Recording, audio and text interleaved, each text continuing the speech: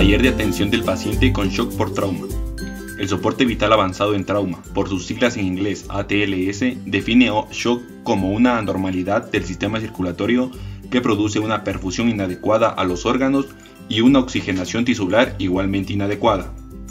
La presente guía se convierte en una herramienta operativa para el diagnóstico y tratamiento del shock por trauma. Existen varias causas potenciales de shock en pacientes traumatizados, incluyendo hemorragia principalmente, taponamiento cardíaco, neumotórax atención, hemotórax más disfunción pulmonar, infarto agudo de miocardio o contusión cardíaca, shock cardiogénico, lesión de la médula espinal, shock neurogénico, efectos de agentes farmacológicos o toxicológicos, embolia grasa o gaseosa, trauma penetrante, rotura diafragmática complicada por estrangulación de los órganos abdominales y o perforación intestinal que puede llevar a un shock séptico con evolución lenta. La mayoría de pacientes con politrauma en estado de shock tienen shock hemorrágico, sin embargo, pueden coexistir con shock no hemorrágico. Dentro del shock no hemorrágico se presentan el cardiogénico y distributivo. Al decir distributivo, estamos hablando de shock obstructivo, séptico y neurogénico. Cada uno presenta características diferentes tanto en sus patrones hemodinámicos como en sus manifestaciones clínicas. Shock no hemorrágicos. Shock cardiogénico. Estado de hipoperfusión severa resultante de una disfunción cardíaca primaria. Se manifiesta clínicamente por ingurgitación yugular con hipotensión arterial, sistémica, severa y prolongada, resistente a la reposición con líquidos. Hipoperfusión periférica, piel fría, estado mental alterado, diuresis menor de 0.5 ml kg/h, taquicardia, ruidos cardíacos apagados.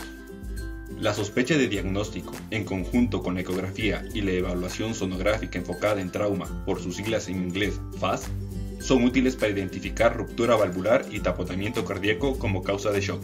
El taponamiento cardíaco se maneja por toracotomía.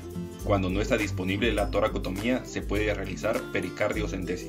Shock obstructivo, causado por cualquier mecanismo que impide el retorno venoso. Se manifiesta clínicamente por insuficiencia respiratoria, ingurgitación yugular con hipotensión arterial resistente a la reposición con líquidos, ausencia de ruidos respiratorios, hiperresonancia a la percusión sobre el lado afectado, distensión venosa yugular, desviación de las estructuras al lado no afectado, colapso pulmonar total. Un neumotórax atención puede simular al taponamiento cardíaco, pero se diferencia por su ausencia de ruidos respiratorios, desviación mediastínica e hiperresonancia a la percusión. El neumotórax atención se maneja con la descompresión torácica inmediata sin esperar la confirmación radiológica. Shock séptico. Es un tipo de shock poco probable que se presente inmediato al trauma, pero ocurre en pacientes con contaminación de la cavidad peritoneal por contenido intestinal, cuyo diagnóstico precoz fue desapercibido o su llegada al servicio de salud fue tardía. Sus manifestaciones clínicas son fiebre, hipotensión, taquicardia o bradicardia, presión del pulso disminuida, extremidades frías o moteadas, pulsos periféricos disminuidos, membranas secas, ojos hundidos, taquipnea, bradipnea o apnea, alteración del estado mental, hipotermia, diuresis disminuida. Es necesario tener presente las definiciones y sus diferencias de los términos. SIRS, síndrome de respuesta inflamatoria sistémica, sepsis, sepsis grave, shock séptico, síndrome de disfunción orgánica múltiple. Shock neurogénico. Ocurre únicamente en pacientes con trauma raquimedular cervical o torácico alto hasta T6, debido a la hipotensión ocasionada por la pérdida del tono simpático produciendo disminución de la perfusión tisular como efecto de la pérdida del tono vasomotor en lechos arteriales periféricos, ocasionando vasodilatación visceral y de los miembros inferiores, que simultáneamente ocasiona estancamiento sanguíneo e hipotensión. Inmediatamente después de una lesión de la médula espinal puede manifestarse bradicardia, hipotensión sin taquicardia o hipotensión sin vasoconstricción cutánea ni disminución de la presión de pulso, arritmias cardíacas, extremidades calientes, pérdida de la vasoconstricción periférica, déficit motor y sensorial que indica lesión de la médula, fracaso de la restitución de la perfusión orgánica con reposición hídrica con riesgo de producir un edema pulmonar. Shock hipovolémico. Es la causa más común de shock en pacientes traumatizados por pérdida del volumen circulante por hemorragias. Es por ello que ante un sujeto traumatizado y un postoperatorio se debe suponer este tipo de shock hasta que se demuestre lo contrario. Dependiendo del grado de hemorragia puede presentarse el paciente agitado y con las siguientes características clínicas: piel fría, diaforesis, palidez cutánea, taquicardia o bradicardia, ausencia o debilidad de pulsos periféricos, disminución de la presión de pulso, taquipnia, hipotensión con pérdida sanguínea del 25 a 30%, alteraciones funcionales del sistema nervioso central, disminución del gasto urinario. Recuerde que los valores normales de la diuresis son 0.5 ml/kg/hora en adultos, 1 ml/kg/hora en niños, 2 ml/kg/hora en niños menores de 1 año. Sin embargo, se pueden presentar pérdidas considerables de sangre sin manifestaciones clínicas, debido a que existen factores que alteran la respuesta hemodinámica, es decir, edad del paciente, severidad, tipo y localización de la lesión, lapso de tiempo hasta inicio de tratamiento, terapia prehospitalaria, líquidos, medicamentos utilizados para patologías crónicas, antihipertensivos. Es por ello que ante la presencia única de disminución de la presión de pulso, taquicardia o hipotensión, se debe sospechar la descompensación por hipovolemia a iniciar rápida reanimación con líquidos. La volemia es el volumen sanguíneo circulante que presenta una media en los adultos de alrededor del 7% del peso corporal total, o de unos 5 litros para un promedio de 70 kilogramos. Fisiopatología del estado de shock, producida por la pérdida rápida y significativa de volumen intravascular, conduce secuencialmente a la inestabilidad hemodinámica, disminución en el suministro de oxígeno, disminución de la perfusión tisular, hipoxia celular, daño celular y afección a órganos, síndrome de disfunción multiorgánica y puede terminar en muerte. Se describe el mecanismo de shock en 4 fases: respuestas tempranas compensatorias, hipoxia celular con apertura arteriolar, acidosis láctica con daños de órganos terminales y disfunción orgánica múltiple, choque irreversible.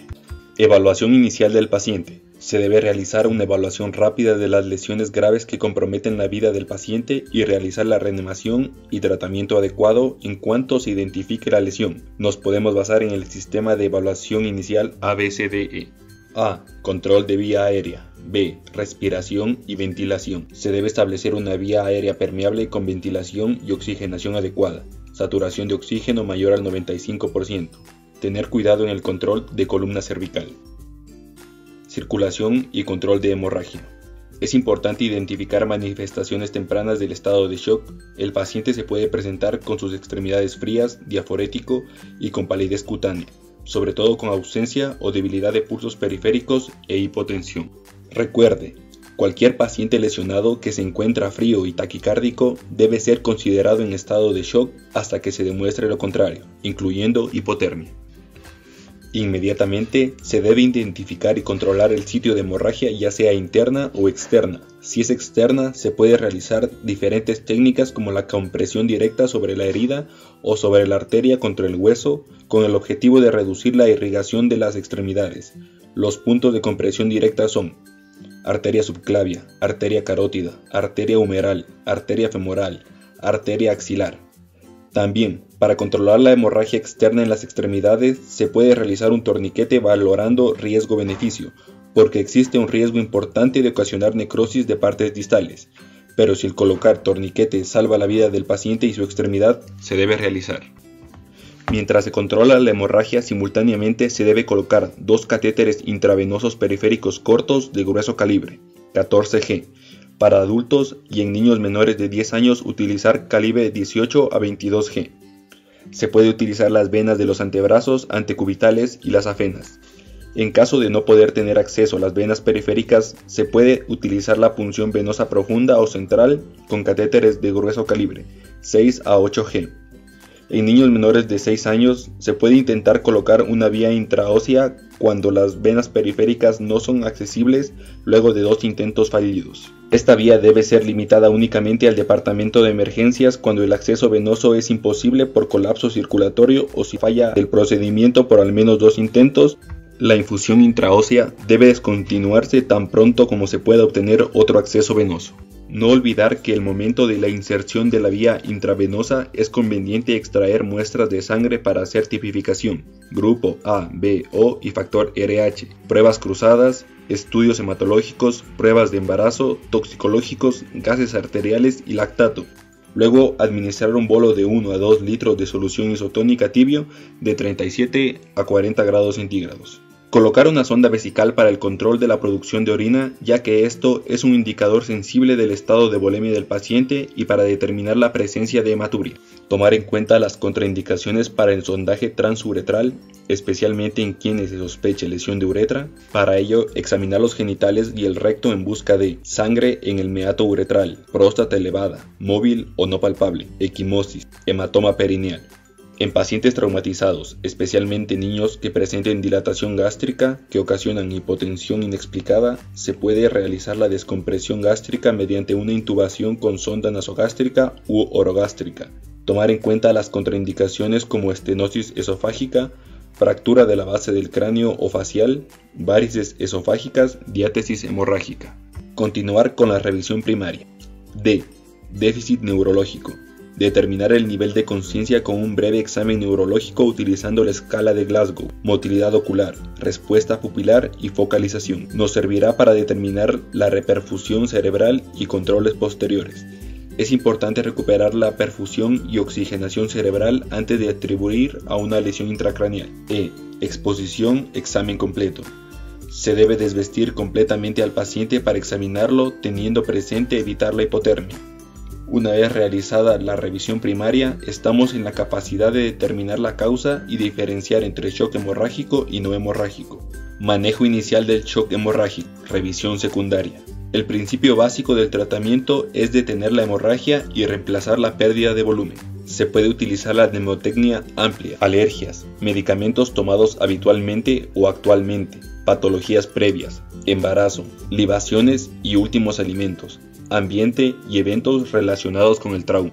Buscar lesiones que nos indiquen o den sospecha de hemorragia u otra fuente de pérdida o secuestro de volumen como edema tisular por compromiso de tejidos blandos y fracturas, sobre todo las fracturas mayores que pierden cantidades considerables de sangre como son aproximadamente 750 mililitros de sangre en tibia y húmero, en fémur hasta 1500 mililitros, en pelvis podría llegar a ser el doble, y muchos litros de sangre que se pueden acumular en un hematoma retroperitoneal.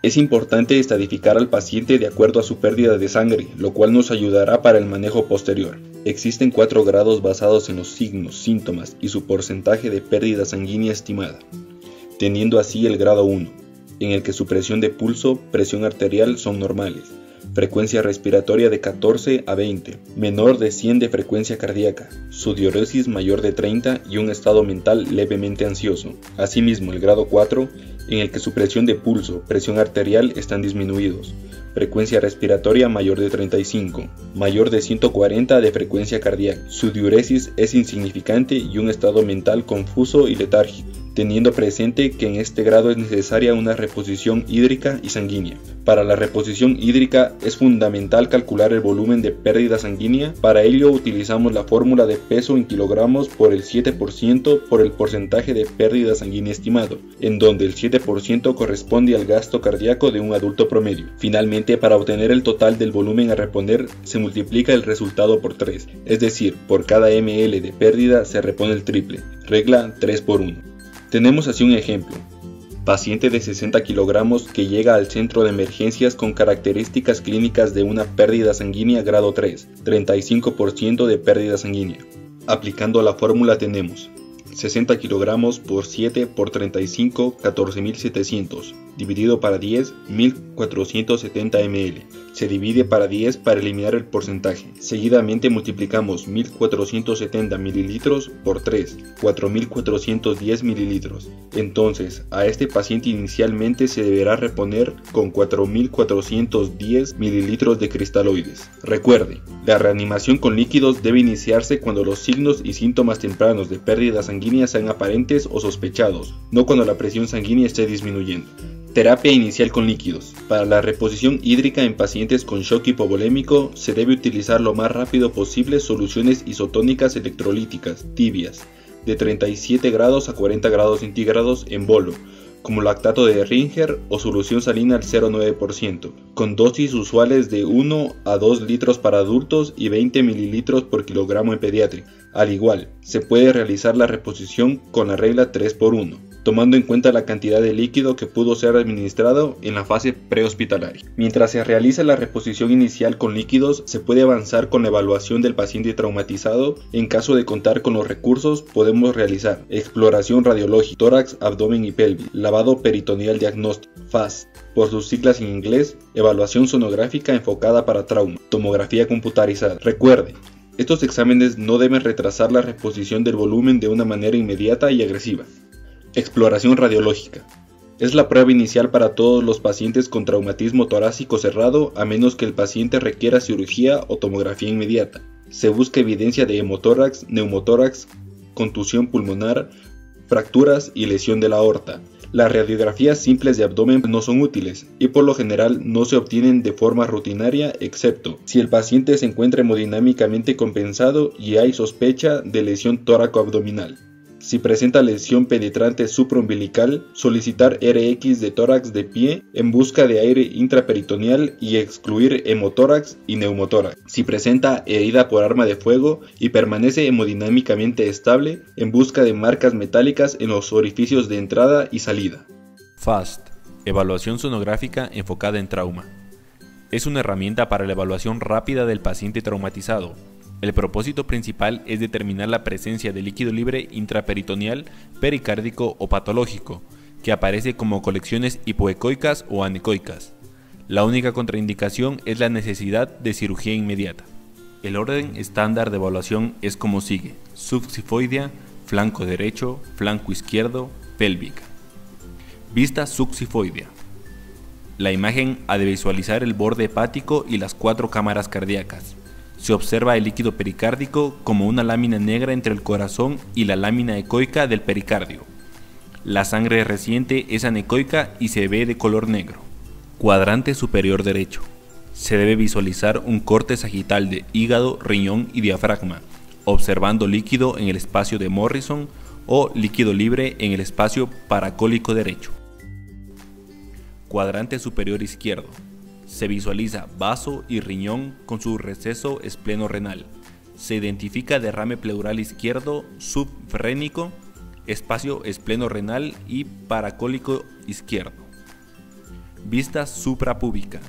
Se debe visualizar una vista coronal de la vejiga, útero en mujeres y en hombres, próstata y vesículas seminales, identificando líquido anecoico bien circunscrito, que es el contenido de la vejiga, y líquido libre en el saco de Douglas. Tomar en cuenta el algoritmo de manejo de un traumatismo en base a los resultados del FAST, si es positivo, equívoco o negativo, teniendo en cuenta el estado hemodinámico del paciente. Tomografía computarizada. Se logra obtener una mayor precisión diagnóstica que la RX simple en lesiones intratorácicas. Es importante recordar que la tomografía computarizada se debe realizar únicamente en pacientes hemodinámicamente estables en los que no hay indicación aparente de la parotomía de emergencia. Las contraindicaciones relativas son alergia al contraste yodado, demora del tomógrafo, no colaboración del paciente. Es indicación de la parotomía inmediata si en la TAC no se evidencia lesión hepática ni esplénica y hay evidencia de líquido libre, porque no sugiere lesión del tubo digestivo o mesenterio. Evaluación de la reanimación con líquidos y perfusión orgánica. Buscar mejoría en frecuencia de pulso, frecuencia respiratoria, circulación superficial, presencia de pulso superficial, presión arterial, circulación de la piel, presión venosa central. Evaluación del gasto urinario. Medir constantemente la diuresis, tomando en cuenta que la restitución oportuna de líquido puede producir una diuresis adecuada de líquidos, obteniendo una diuresis de 0.5 ml/kg/hora en adulto, mientras que en el niño 1 ml/kg/hora, considerándose como gasto urinario. En niños menores de 1 año, mantener la diuresis de 2 ml/kg/hora. Evaluación del equilibrio ácido-base. Solicitar periódicamente una gasometría para el control de la alcalosis respiratoria y la acidosis metabólica que se presentan en los pacientes con shock. Si obtenemos una acidosis persistente, es indicativo de una reanimación inadecuada o que la hemorragia continúa. Evaluación de la reposición hídrica. Existen patrones de respuesta que son de mucha ayuda para establecer si el paciente necesita mayor intervención, como mayor aporte de líquidos, restitución de sangre o necesidad de cirugía. Estos patrones se clasifican en 3 categorías: respuesta rápida, transitoria y nula. Hablamos de respuesta rápida cuando sus signos vitales regresan a valores normales. El paciente tuvo una pérdida sanguínea grado 1 y sus necesidades de mayor aporte hídrico y sanguíneo son bajas. Una respuesta transitoria es cuando el paciente presenta recurrencia de hipotensión y taquicardia. Tuvo una pérdida sanguínea grado 2 o 3 y sus necesidades de mayor aporte hídrico es alta y sanguínea de moderada a alta. El paciente presenta una respuesta a la reposición hídrica nula si sus signos vitales permanecen inestables, existió una pérdida sanguínea grado 4, la necesidad de mayor aporte de cristaloides es alta y se debe administrar sangre de inmediato. Recuerde que independientemente de la respuesta que presente el paciente, es necesario contar con la presencia temprana de un cirujano y realizar la tipificación y pruebas cruzadas respectivas.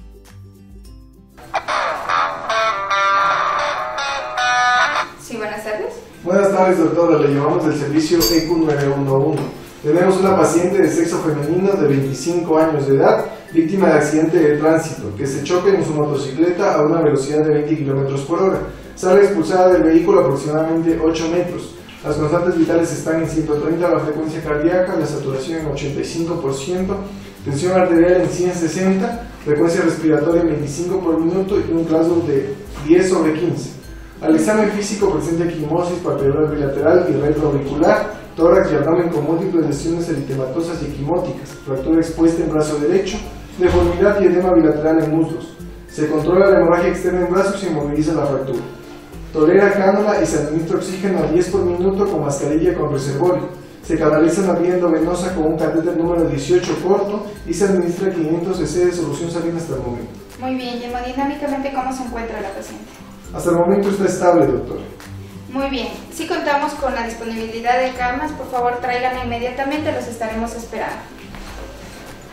Doctores, vengan por favor.